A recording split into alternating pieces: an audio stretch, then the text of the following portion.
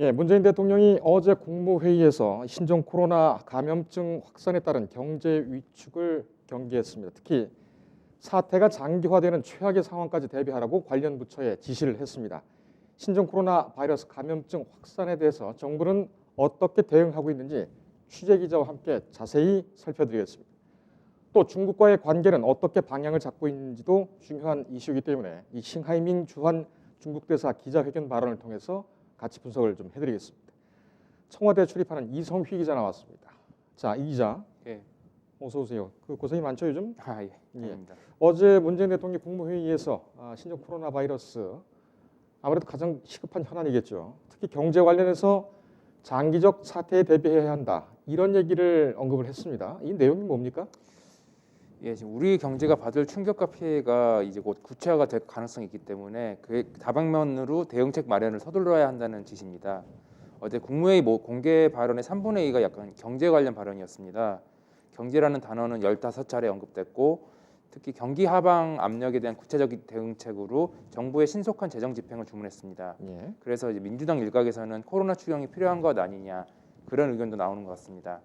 아울러 문 대통령은 오늘 오전 성동구의 보건소를 방문해서 현장을 점검하고 관계자들을 격려했습니다.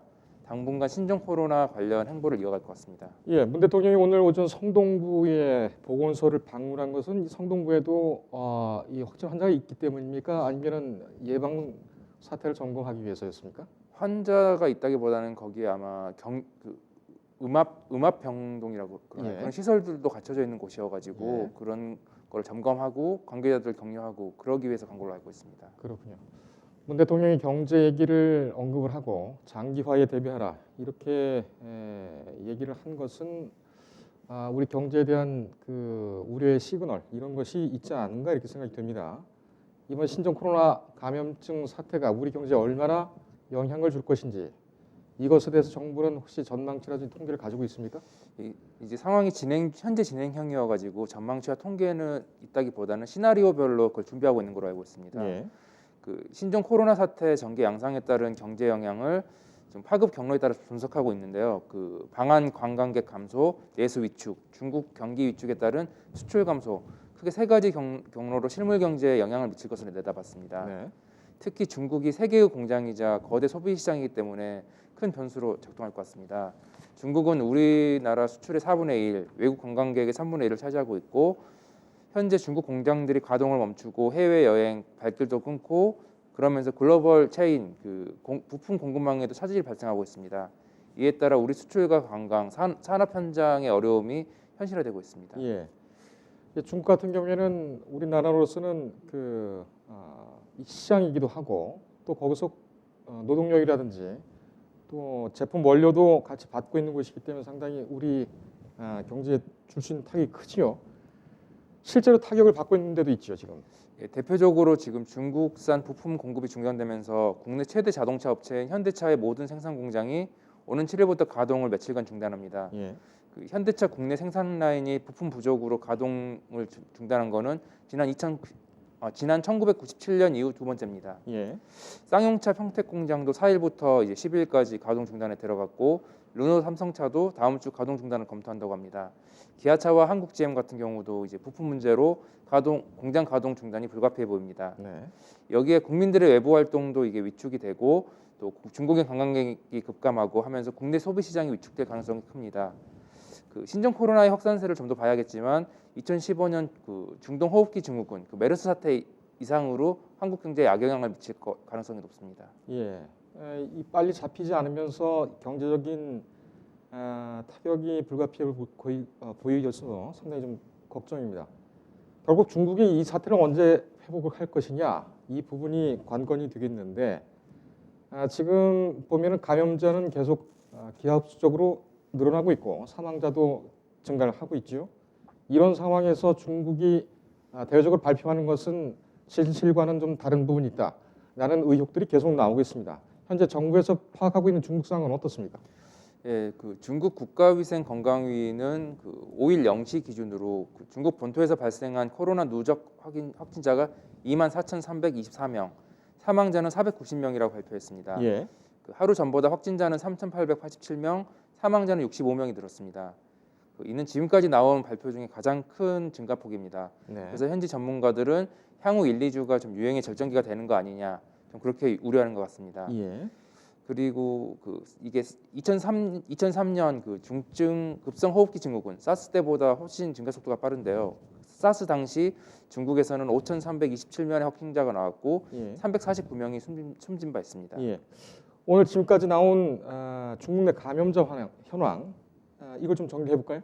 예, 확진자는 24,324명이고 중태는 329명이랍니다. 네. 그리고 892명이 완치하고 퇴원했다고 합니다. 네. 의심 환자는 2만 3천여 명 수준인데 홍콩 18명, 마카오 10명, 대만 11명 등 중화권 누적 확진자도 39명으로 전날보다 6명 늘었습니다. 예. 홍콩의 경우 전날 사망자도 1명 발생했습니다. 네.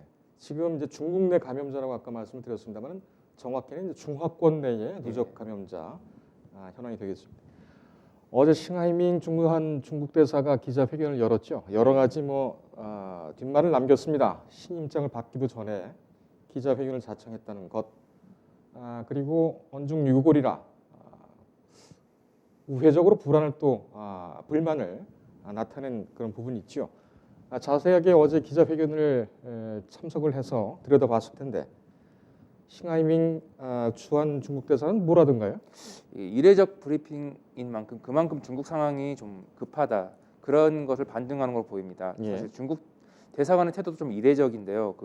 외교부에 출입하거나 등록 여부 그런 걸 좀 따지지 않고 신청을 하면 다 받아서 기자회견장에 참석시키는 그런 이례적인 모습을 보였습니다. 예. 이제 싱 대사는 기자회견에서 중국 정부는 신종 코로나에 전면적이고 엄격한 조치를 하고 있다.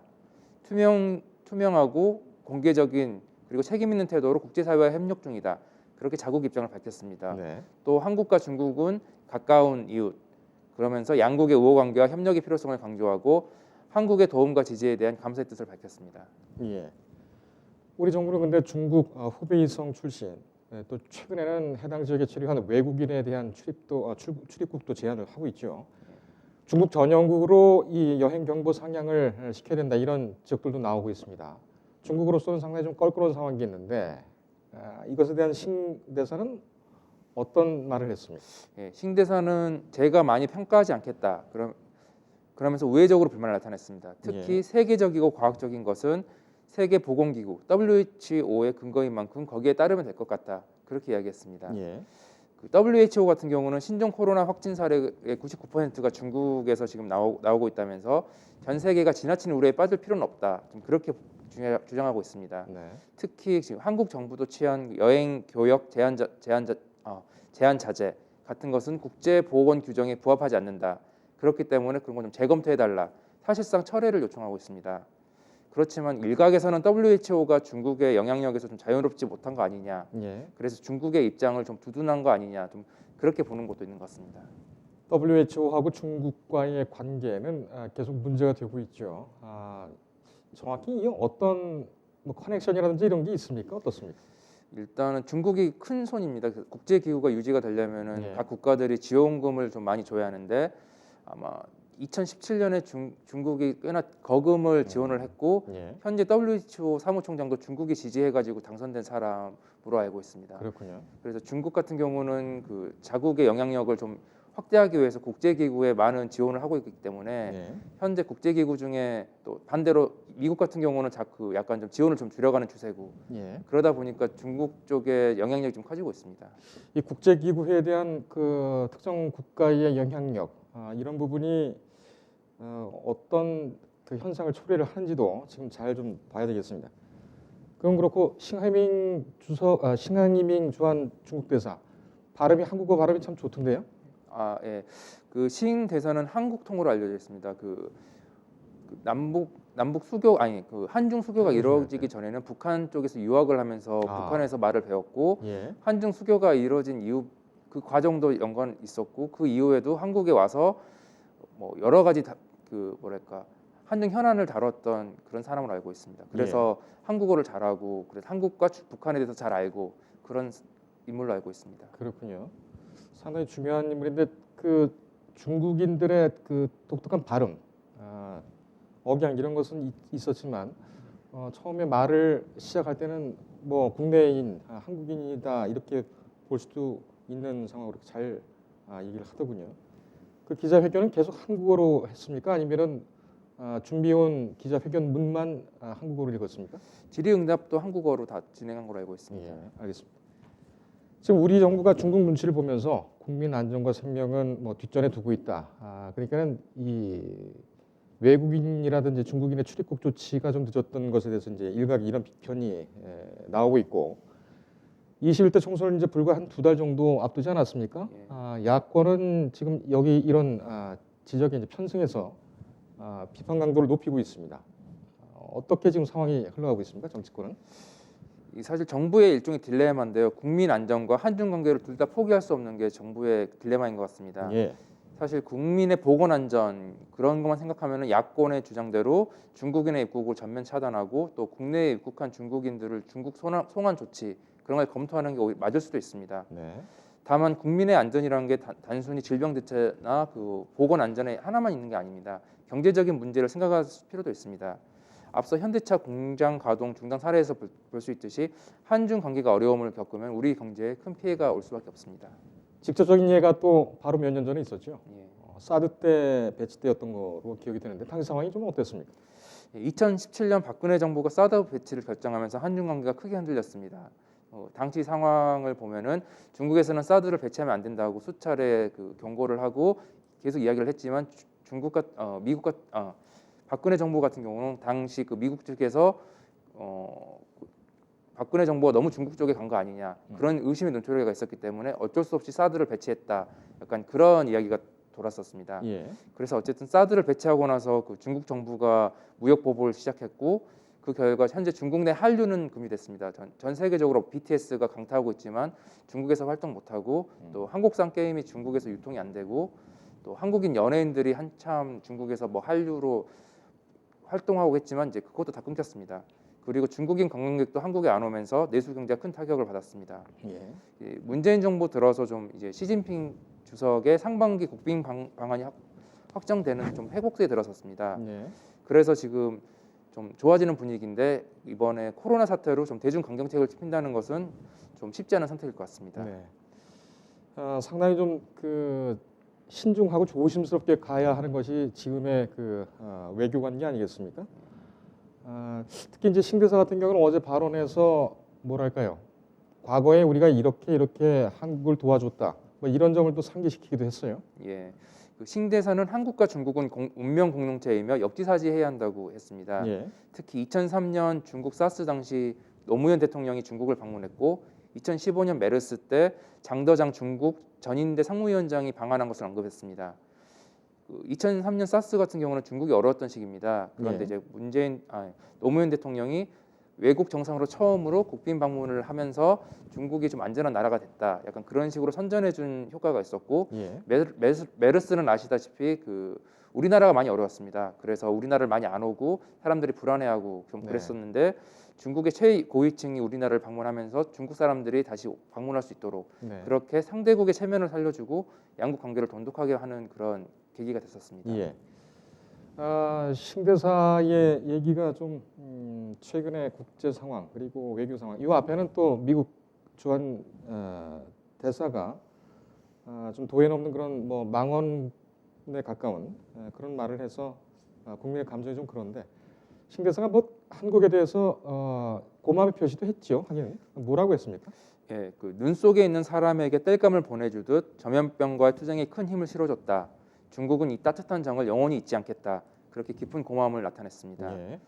결국 이번 사태에 대해 어떻게 우리가 대응하냐에 따라 가지고 그 한중 관계가 보다 좋아지느냐 아니면 좀 더 냉각이 되느냐 그런 계기가 될 수 있을 것 같습니다. 네. 그래서 물론 선거를 앞두고 여야 정치권에 나름 생각이 있겠지만 국익을 위해서 좀 더 냉정하고 현명한 판단이 좀 필요한 시기가 아닌가 그렇게 생각됩니다. 예. 국익을 위해서 그리고 인도적인 면도 같이 살피면서 좀 지혜롭게 가야 되겠습니다. 오늘 여기까지 듣겠습니다. 네, 고생했습니다. 감사합니다. 인터넷에 떠돌아다니는 수많은 뉴스 기사. 아직도 포털에서 일일이 검색하세요? 이제 뉴스통에서 터치 한 번으로 손쉽게 확인하세요. 최근 내가 구독한 기사를 분석해 오늘의 기사를 추천하는 개인 맞춤형 AI 뉴스. 나만의 공간인 뉴스북에서 콘텐츠를 편집하고 이용자와도 활발한 소통이 가능합니다. 사진과 영상 자유롭게 이동하고 언론사 기자들이 실시간으로 업로드하는 동영상도 확인해보세요. 더 풍성하고 새로워진 뉴스톡. 지금 바로 만나보세요.